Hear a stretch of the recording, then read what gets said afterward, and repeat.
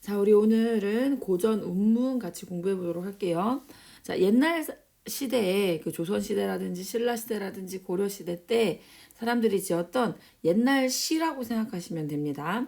근데 그 옛날 시의 주요 주제들은 되게 한정돼요. 많은 주제들이 있는 것들이 아니라 사랑하는 사람과의 어떤 이별에 대해서 노래하는 시, 그리고 님과의 사랑에 대해서 노래하는 시, 그리고 그 자연에서 있으면서 너무 좋다 하는 자연에서의 만족감을 노래하는 시. 자, 그리고 님에 대한 충성. 자, 님에 대한 충성을 그 임금에 대한 충성을 그 님으로 님과의 사랑으로 빗대서 표현한 작품들 되게 많고요. 그리고 자신의 삶의 어떤 애환, 삶의 슬픔, 근심 뭐 이런 것들, 그리고 뭐 이제 비판, 탐관오리들에 대한 비판의 노래, 그리고 효도에 대한 노래, 그리고 탄식하는 노래, 뭐 늙음을 한탄하는 뭐 이런 것들도 있고요. 그래서 고전 논문의 주요 주제들은 이렇게 하나, 둘, 셋, 넷, 다섯, 여섯, 일곱, 여덟 개로 정리해봤는데 요 중에서 하나 잡힌다라고 여러분 생각하셔도 될 만큼 주제가 한정적이라는 것 알아두시면 좋겠고요. 자, 갈래는요. 고대가요, 향가, 고려가요, 경기체가, 시조, 가사, 민요, 한시, 악장 이렇게 9개를 여러분 좀 기억해 두시면 좋겠는데 특별히 이제 여러분 시험에 잘 나오는 것들은 고려가요, 그리고 시조, 가사 이것들이 시험에 잘 나오고 경기체가나 민요도 간혹 나오는 경우가 있고요. 악장도 대표 작품들이 있어요. 악장의 용비어천가 같은 거, 그리고 향가의 어떤 제망매가 같은 것들 간혹 나오는 일들이 있습니다. 근데 시조 가사 쪽이 많이 두드러져요. 시험에 나오는 것들은. 자, 그런데 여러분이 만약에 이제 이 고전 운문이 시험에 나왔는데 기본적으로 여러분이 알고 있어야지 보이는 것들이 있어요. 알지 못하면 보이지 않는 것들이 있어요. 그래서 여러분이 여기 있는 개념들은 좀 외워두셨으면 좋겠어요. 자, 우리 고대 가요부터 하나하나 좀 살펴보도록 하겠습니다. 고대 가요는 여기 제가 지금 시대를 써놨는데 신라 시대의 노래가 향가예요. 그리고 고려 시대 때 요 두 가지 노래 경기체가하고 그 고려가요가 있었고요. 고려 말부터 해가지고 조선 시대에 걸쳐서 시조하고 가사가 있었어요. 그래서 이게 시대 순서대로 써놓은 거라는 거. 여기 밑에 이렇게 별표 표시해놓고 해놓은 것들은 이게 시대와 크게 상관없이 민요 같은 경우는 전체적으로 불려졌거든요. 한시도 그 옛날부터 해서 쭉 있었던 장르라서 이렇게 써놨고 악장은 여러분 그 조선 시대 때라고 보시면 돼요. 악장은 작품도 상당히 제한적이라고 할 수가 있어요.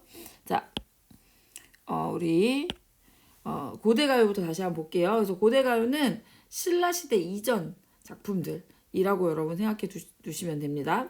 그래서 이 고대가요는 맨 처음 장르다 보니까 이제 조금 짧은 경우들이 많고요. 그리고 이제 구전돼서 입에서 입으로 전해졌었고요. 그리고 배경 설화 속에 그러니까 어떤 이야기 속에서 그때 이런 노래를 불렀대 뭐 이런 식으로 되는 경우들이 상당히 많아요.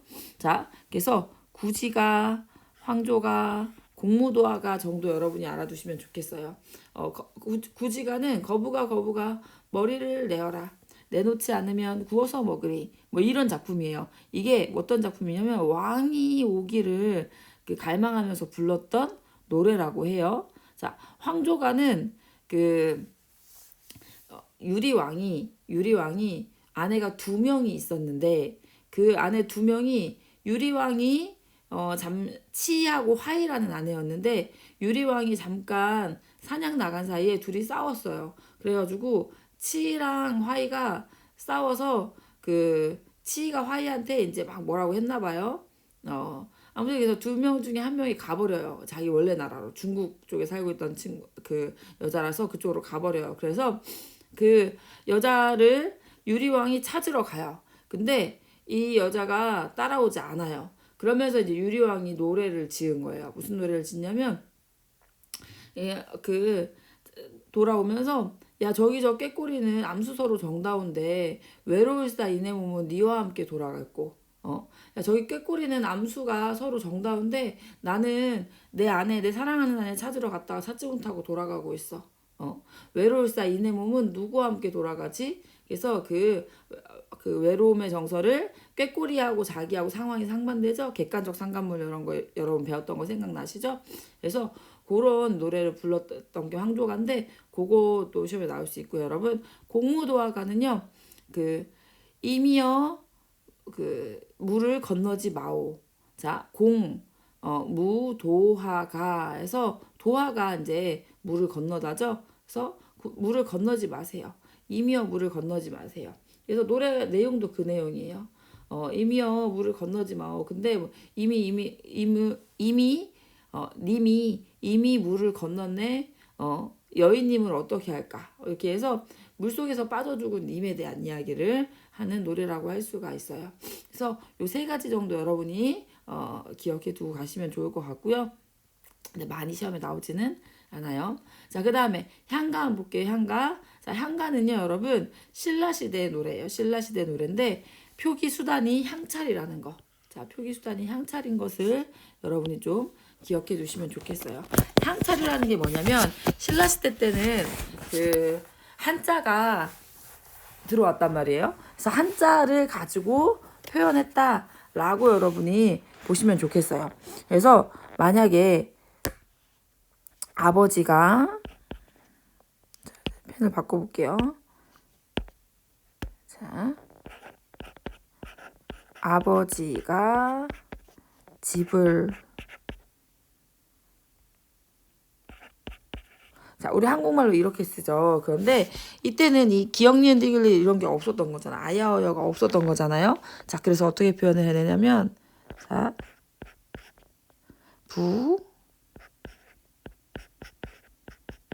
가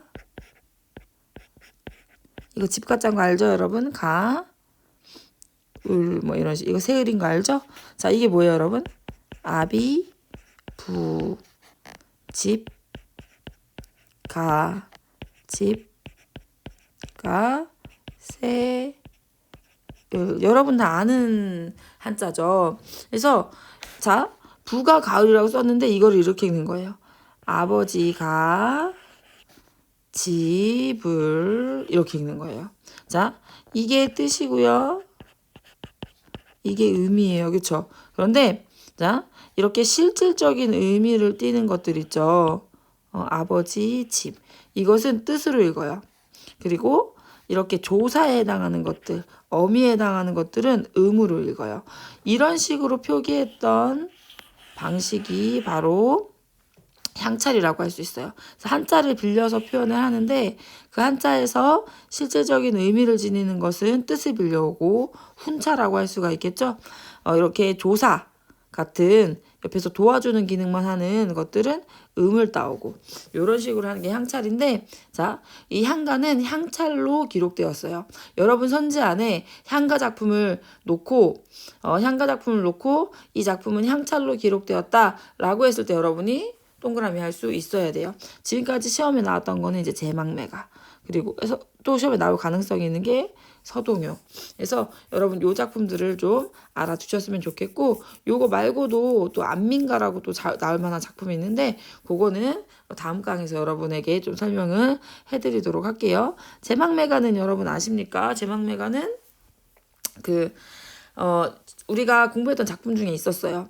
한 가지에 나고 가는 곳 모르는 저 미타차례 만날라 도닦아 기다리고다 했던 그게 바로 이 제망매가예요. 누이를 잃고 그 누이를 잃은 그 슬픔을 어떤 뭐 종교적으로 이겨내려고 하는 미타차례에서 만난다 이제 불교적으로 이겨내려고 하는 그런 작품이다라고 할 수가 있어요. 자, 여기 보면 4구체, 8구체, 10구체라고 써 있는 부분이 있죠, 여러분. 요거는 뭐냐면요. 그 4구체는 네 줄로 이루어진 거예요. 4구체는 하나, 둘, 셋, 네 줄로 이루어진 거. 그럼 8구체는 몇 줄로 이루어졌겠어요? 하나, 둘, 셋, 넷. 하나, 둘, 셋, 넷. 8구체는 8줄로 이루어져 있어요. 10구체는요, 10줄이에요. 하나, 둘, 셋, 넷. 하나, 둘, 셋, 넷, 하나, 둘. 자, 이런 식으로. 그래서 네 줄로 이루어진 걸 4구체라고 하고요. 8줄로 이루어졌으면 8구체라고 하고, 또 10줄로 이루어졌으면 10구체라고 해요. 그래서 여러분이 이 향가가 만약에 나오고, 향가 작품이 나오고, 자, 이게 밑에 선지에 4구체 향가이다, 8구체 향가이다 했을 때 OX를 여러분이 맞출 수 있어야 돼요. 만약에 8줄이에요. 그런데 4구체 향가다 하면 X죠, X. 그쵸? 자, 10줄이에요. 근데 8구체 향가다라고 나오면 그거는 X가 되겠죠, 여러분. 자, 그래서 4구체, 8구체, 10구체의 형태가 있다라는 거 알아두시고, 자, 요게 19체 같은 경우에 4, 2로 나눠진다라고 볼 수 있어요. 4, 4, 2 이렇게 3단 구조로 나눠진다라고 할 수 있고 19체가 가장 세련된 형태라고 볼 수가 있어요. 그래서 19체를요 산해가다라고 불러요. 자, 19체를 산해가라고 부른 것도 알아두시면 좋겠고요. 그리고 여기 낙구가 바로 여기거든요. 여기가 낙구인데 낙구의 시작은 감탄사. 그래서 여기 자, 여기 있죠, 여기. 아이고, 표시가 잘 안 되네요. 그 마지막 두구의 첫머리. 마지막 두구, 요게 바로 낙구라고 했잖아요. 근데 마지막 두구의 첫머리는 감탄사로 시작한다는 거. 자, 그래서 감탄사로 시작한다는 건 거기에 감정이 집약돼 있다라고도 표현할 수 있겠죠. 자, 그래서 대표적인 작품으로는 제망매가 서도녀들이 있고 승려나 화랑이 지은 작품들이 상당히 많다는 거. 작품 속에 들어갔을 때 제가 또 이 개념들을 한 번 더 여러분에게 설명을 해드릴게요. 자, 그리고 그 다음 이제 고려시대가 되면서 향가는 없어졌어요. 그리고 자, 고려시대 때 들어오면서 이 피지배층 피지배층 하면 여러분 뭐예요? 지배층은 뭐고 피지배층은 뭐죠? 피 하면은 피동, 사동 뭐 이렇게 할 때 피동이 뭐예요, 여러분? 피동? 동작을 받는다는 거죠. 피지배층 하면은 지배를 받는 계층이라는 거예요. 이 피지배층, 서민층 들 안에서 이 노래들이 우문 노래들이 나타나요. 그게 고려가요인데요. 자, 이 고려시대 때는 대표적으로 이렇게 두 가지 장르가 있는데 여러분 꼭 알아두셨으면 좋겠는 게 뭐냐면 이 노래를 만들고 또 누렸던 계층이 평민층이었다는 거, 고려가요는. 그래서 고려가요는 고려소교라고도 불러요. 고려소교. 그래서 속인들, 어떤 평민층이 서민층이 불렀던 노래다라는 거 여러분 꼭 알아두시면 좋겠어요. 자, 고려가요는요 꼭 여러분 기억해야 되는 게 3분 후. 자, 3분 후. 요거를 이렇게 고려가요 하면 3분 후 이렇게 기억해 두세요. 자, 고려가요는요 형식적인 특징을 어떻게 갖고 있냐면 삼음보 의 형식을 지니고 있고요. 분연체 그리고 후렴구. 근데 이 삼음보가 뭔지 알아야겠죠, 여러분. 삼음보라는 것은 뭐냐면요. 사러리 랐다 몇 번에 읽힙니까? 3번에 읽힌다는 거예요. 3박자라는 거예요. 고려가요는 삼음보로 형식적 특징을 이루고 있고요. 분연체라고 할 때 이 분이요. 나눌 분자예요. 연은 여러분이 행과 연할 때 그 연이에요. 그러니까 연이 하나의 연으로 돼 있을 때 우리는 단연체라고 하거든요. 근데 단연체가 아니라 분연체다. 나눠져 있다. 연이 나눠져 있다. 그래서 여러분이 이렇게 보시면 한 덩어리가 있고 띄어서 또 한 덩어리가 있고 이런 식이에요. 유명한 우리 청산별곡에서는 얄리얄리얄라성 얄라리얄라 나오고 한 줄 띄고 또 그 다음 2절 나오고 뭐 이런 식이에요. 그래서 분연체다. 연이 나눠져 있다. 기억을 해두시고요. 그리고 후렴구가 다 달려있어요. 후렴구가. 그래서 후렴구 얄리얄리얄라성 얄라리얄라가 바로 이 청산별곡의 후렴구거든요. 그래서 삼음보다 분연체다 후렴구다. 고려가요 하면 3분 후, 고려가요 하면 서민층의 노래고 3분 후 삼음보 분연체 후렴구 요거 여러분 꼭 외워두셔야 되는 부분이에요. 서민들이 지은 노래다 보니까 작자가 알려지지 않은 작자 미상인 경우가 상당히 많고요. 글자 수는 아까 사러리 랐다 이런 식으로 글자 수가 3, 3, 2조인 것들이 많아요. 자, 그리고 여음구는 남는 음이라는 건데 고려가요가요 구전됐어요. 구전. 입에서 입으로 전해지다가 이게 기록이 언제 됐냐면 조선시대 때 기록이 됐어요. 조선시대 때 이제 기록이 되는데 이제 언제 기록이 됐냐면 궁중에 있는 노래들이 있었어요. 음이 있었던 거예요.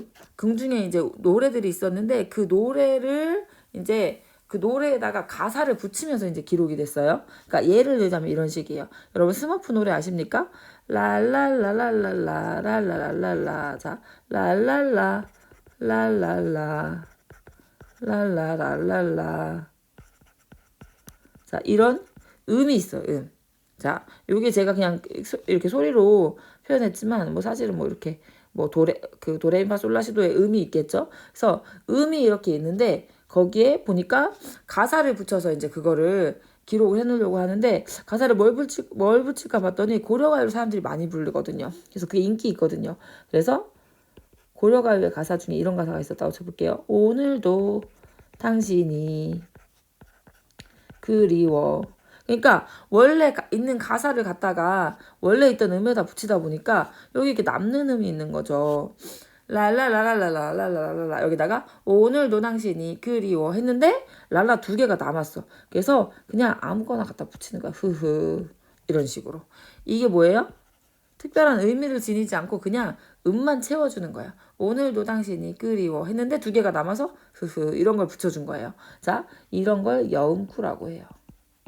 그래서 우리가 지금 보는 우리는 구전 문학이지만 구전으로 우리가 지금 보고 있는 것이 아니라 기록된 걸 보고 있죠. 근데 기록된 걸 보다 보니까 이런 여음구가 있는 형태로 우리는 이 작품을 보게 되는 거죠. 그래서 여음구는 그냥 남는 음이다. 남을 여자거든요.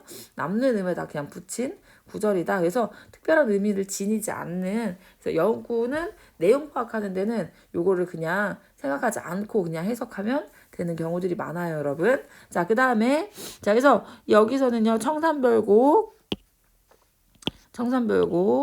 가시리 작품이 시험에 아주 여러 번 기출됐었어요. 요 작품들은 자주 기출되는 작품이기 때문에 자세하게 다음 시간에 좀 살펴보도록 할게요. 문제 같이 보면서.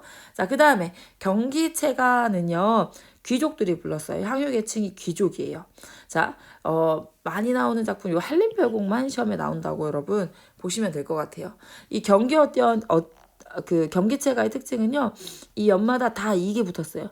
위 경기 어떠하니 있고 자 이게 후렴구예요. 이 위 경기 어떠하니 있고가 무슨 뜻이냐면 자 이 광경이 어떠합니까? 이 광경이 어떠합니까? 왜 이렇게 물어보냐면 이 광경 진짜 멋지지 않습니까? 이런 식으로 이야기하는 거예요. 이 귀족층이 자신들을 좀 과시하기 위해서 약간 좀 향락적으로 지은 작품이 경기체가다 알아두시면 좋겠어요. 한림별곡을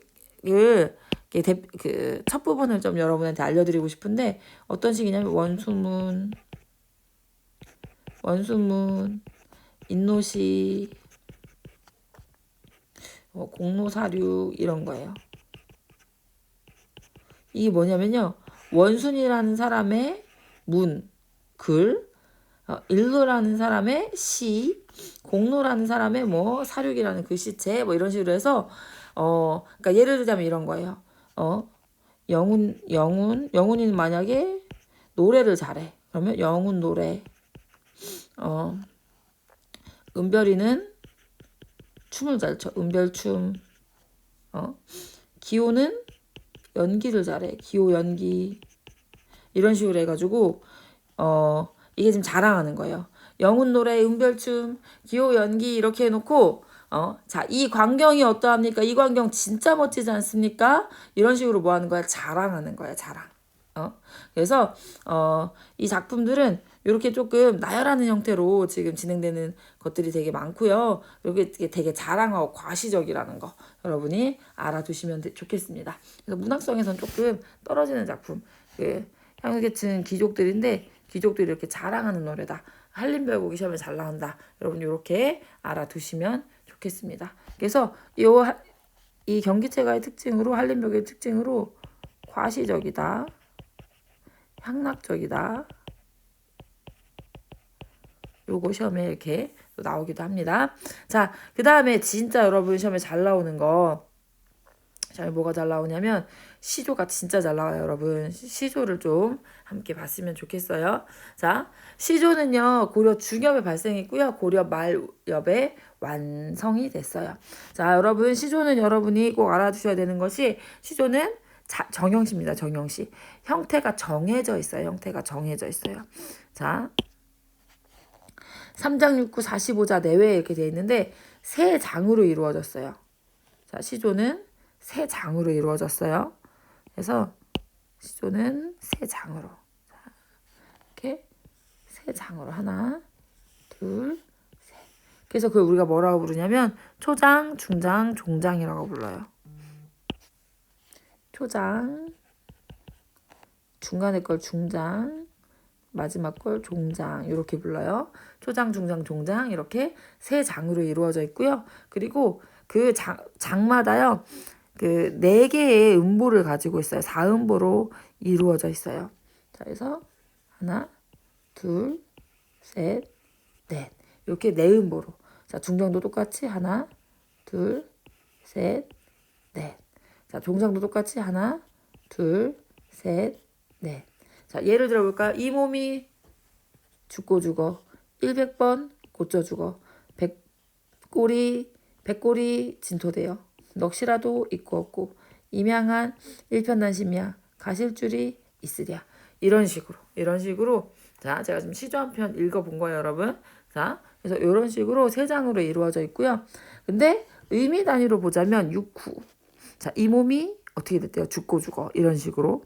자, 그래서 의미 단위로 보자면 요렇게 하나, 둘, 셋, 넷, 다섯, 여섯 개의 구로 이루어져 있다 해서 3장 6구. 자, 글자 수는요. 대개의 경우에 여기 글자의 수의 운율이 글자 수의 운율이 있는데 3, 4 또는 4, 4예요.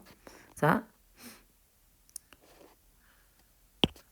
글자 수는 이몸이 3, 죽고 죽어 4, 백골이 3, 진토되어 4.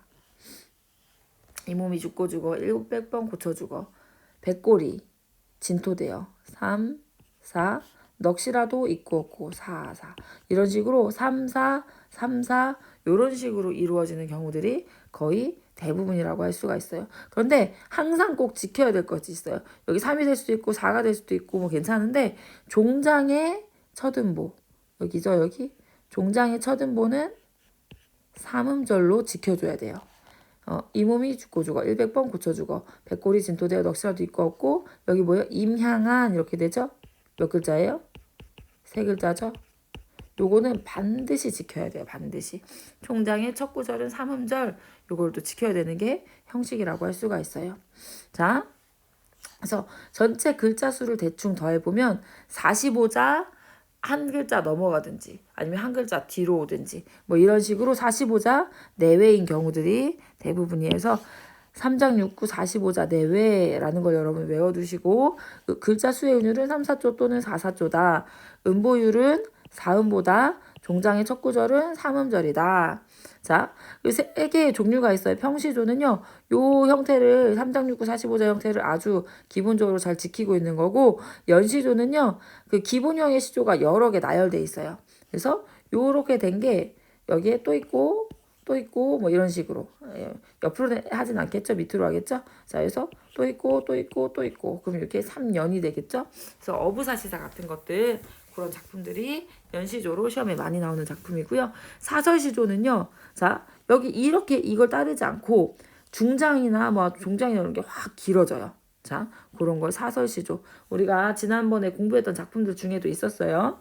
자, 그래서 그것들이 시조다. 평시조가 있고 연시조가 있고 사설시조가 있다. 작품들 보면서 더 자세하게 할 텐데 일단 기본적으로 여러분은 지금 제가 여러분에게 설명한 내용들, 요 내용들을 다 외워두셔야 돼요, 여러분.